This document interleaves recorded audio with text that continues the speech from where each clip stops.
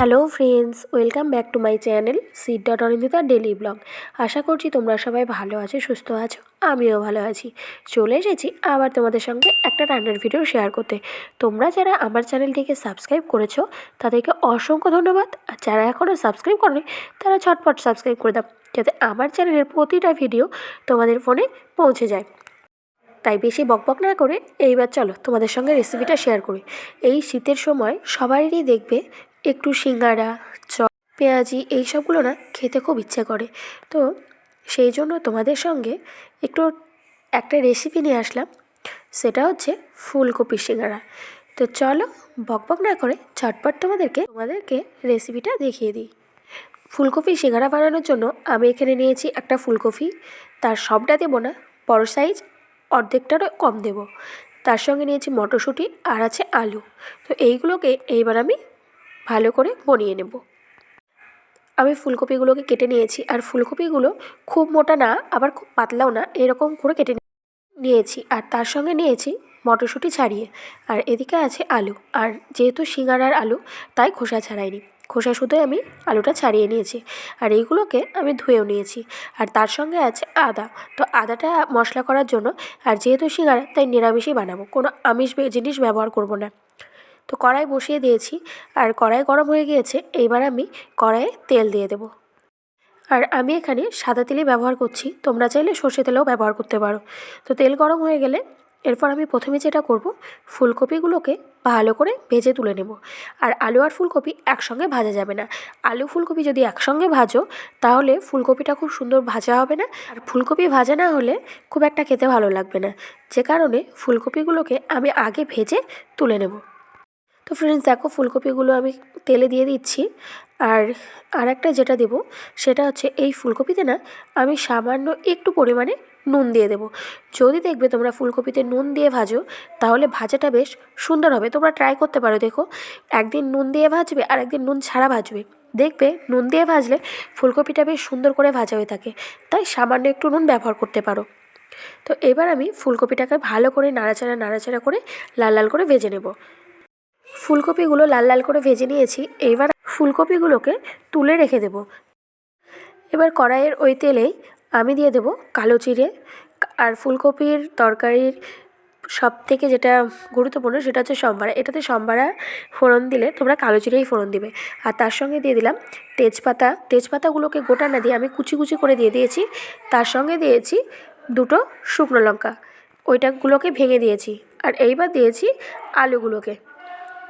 আলুগুলোতে নুন আর হলুদ দিয়ে একটু নাড়াচাড়া করে সামান্য একটু জল দিয়ে আমি ঢেকে রেখে ভাজা ভাজা করে নেব।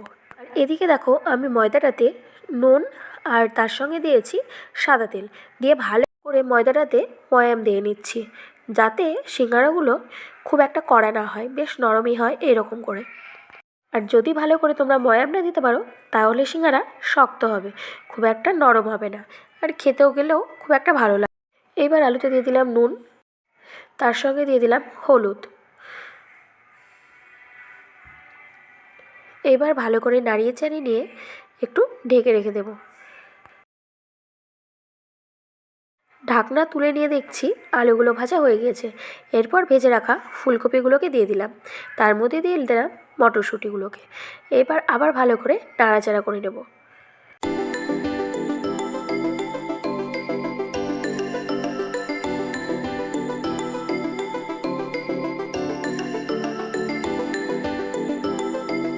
এরপরে যেটা দিয়ে দিলাম মশলাটা, আর মশলার মধ্যে দিয়েছি আদা বাটা, জিরে গুঁড়ো, আর তার সঙ্গে আছে শুকনো লঙ্কা গুঁড়ো। আর তা খেয়াল রাখতে হবে, যেহেতু সিঙ্গাড়া তাই খুব একটা ঝাল করলে ভালো লাগবে না, একটু বেশ মিষ্টি মিষ্টি তরকারিটা যদি হয় তাহলেই খেতে ভালো লাগবে। যে কারণে আমি চিনিটাও দিয়ে নিয়েছি। চিনি দিয়ে ভালো করে এবার কষিয়ে নিচ্ছি। এরপরে যেটা করব, সবজিটার মধ্যে আমি একটু জল ঢেলে দেবো। বাটি ধোয়া জলটা দিয়ে এবার আবার ঢাকনা দিয়ে ঢেকে রেখে দিতে হবে। ঢাকনা খুলে দিয়ে দেখি, তো দেখো সবজির আলুগুলো অনেকটা সেদ্ধ হয়ে গিয়েছে। এবার খুন্তিটা দিয়ে আমি ভালো করে ভেঙে ভেঙে নিয়ে বেশ মাখা মাখা করে ফেলবো। আর খেয়াল রাখতে হবে সিঙ্গাড়ার তরকারিতে যেন জল না বেরোয়, একটু যেন শুকনো শুকনো হয়। এদিকে সিঙ্গাড়ার তরকারি রেডি, আর ওইদিকে আমার ময়দা মাখাও রেডি। আর ময়দার মধ্যে আরেকটা জিনিস দিয়েছিলাম, সেটা হচ্ছে খুব সামান্য অল্প পরিমাণে আমি কয়েকটা কালো জিরে ছড়িয়ে দিয়েছি, তোমরা চাইলে না দিতেও পারো, কিন্তু কালো জিরে না আমার খুব ভালো লাগে, যে কারণে কালো জিরেটা দিয়েছি। এরপরে যেটা আলুতে দিয়ে দিয়েছি সেটা হচ্ছে কসৌরি মেথি। কসৌরি মেথিটা দিলে বেশ সবজিটা থেকে একটা সুন্দর সেন্ট বেরোবে, যে কারণে আমি একটু হাতে দলে নিয়ে তারপরে কসৌরি মেথিটা দিয়ে ভালো করে নাড়াচাড়া করে নিচ্ছি। তো ব্যাস, আমার সিঙ্গারা তরকারি রেডি। এইবার যেটা করব, সিঙ্গারাগুলোকে বানাতে হবে। সিঙ্গারার সবজিতে লাস্ট ফিনিশিং যেটা দিলাম সেটা হচ্ছে বাদাম, যেটা ছাড়া সিঙ্গারার তরকারি অসম্পূর্ণ। এখনকার দেখবে দোকানে কিনতে গেলে সিঙ্গারার তরকারির মধ্যে বাদামটা খুব হাতে গোনা পাবে, কিন্তু সিঙ্গারার তরকারিতে যদি বাদাম না থাকে তো সিঙ্গারার তরকারিটা খেতে খুব একটা ভালো লাগে না। তো যে কারণে বাদামটা দিয়ে দিলাম। আমার যেহেতু বাদামটা আমি ভাজা ব্যবহার করেছি, তাই আমি আলাদা করে আর ভাজিনি। আর যদি তোমরা কাঁচা বাদাম ব্যবহার করতে চাও তাহলে কড়াই তো আগে থেকে নেড়ে নিতে হবে, তারপরে বাদামগুলো দিতে হবে। তো দেখো সবজি রেডি। আর এদিকে এবার নিয়ে চলে গিয়ে ব্যাস সিঙ্গারাগুলোকে বেলতে শুরু করবো। তো প্রথমে আমি লেচি কেটে নিয়েছি, আর লেচি কেটে সঙ্গে নিয়েছি জলটা তো লাগবেই সিঙ্গারা মোড়ানোর জন্য। এটা নিয়েছি রোল ময়দা,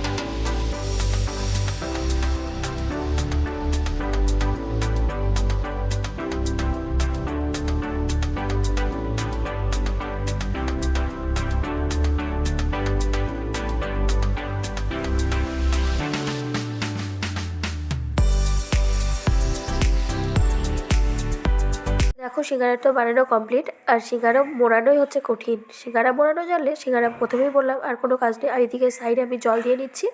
এবার সিঙ্গারার মুখটা বন্ধ করে দেবো। তো এইভাবে একটা করে সব সিঙ্গারাগুলোকে আমি বানিয়ে নেব। সিঙ্গারাগুলো দেখো সব সিঙ্গারাগুলো তৈরি করে নিয়েছি। এবার যেটা বাকি সেটা হচ্ছে তেলে ভাজা আর গরম গরম খাওয়া, তার সঙ্গে একটু মুড়িও খেতে হবে, নাহলে আবার সিঙ্গারা খাওয়া জমবে কী করে বলো। তো তেলটা গরম হয়ে গিয়েছে, আর এবার আমি সিঙ্গারাগুলোকে দিয়ে দেবো। আর সিঙ্গারাগুলো যখন দেবো তখন গ্যাসের ফ্লেমটা অনেকটা কম করেই দেবো, কেননা আর দেখবে সিঙ্গারা যখন দেবে তখন তেলের নিচে চলে যাবে, কিন্তু যখন হয়ে যাবে সিঙ্গারাগুলো তেলের উপরে আপনি ভেসে উপরে চলে আসবে তেলের নিচের থেকে। তো তাহলেই সিঙ্গারা রেডি। চলো সিঙ্গারাগুলোকে হালকা ফ্লেমে ভেজে নেব। তো সিঙ্গারাগুলো দেখো এবার তেলের উপরে আপনি ভেসে উঠে গিয়েছে। তো এইবার আমি এগুলোকে ভালো করে উল্টে পাল্টে দিয়ে আবার আরেক মিনিট ভেজে নেব। তারপরে যখন একটু যেটা লাল লাল হয়ে গেলে সিঙ্গারাগুলো কমপ্লিট।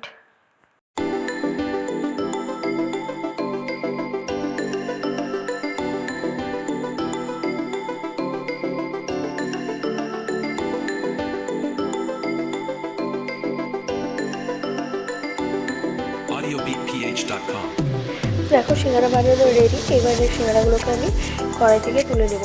আর ওইদিকে আমার মুড়ি মাখাটাও কমপ্লিট হয়ে গিয়েছে। তো একসঙ্গে খাওয়া যাবে মুড়ি আর সিঙ্গারা। তো তোমাদের সঙ্গে ফুলকপি দিয়ে সিঙ্গারা রেসিপিটা শেয়ার করলাম। তো তোমাদের রেসিপিটা যদি ভালো লেগে থাকে তোমরা অবশ্যই কমেন্টের মাধ্যমে আমাকে জানাবে। আর প্লিজ বাড়িটা ট্রাই করো, এই শীতের সময় অবশ্যই খেতে ভালো লাগবে।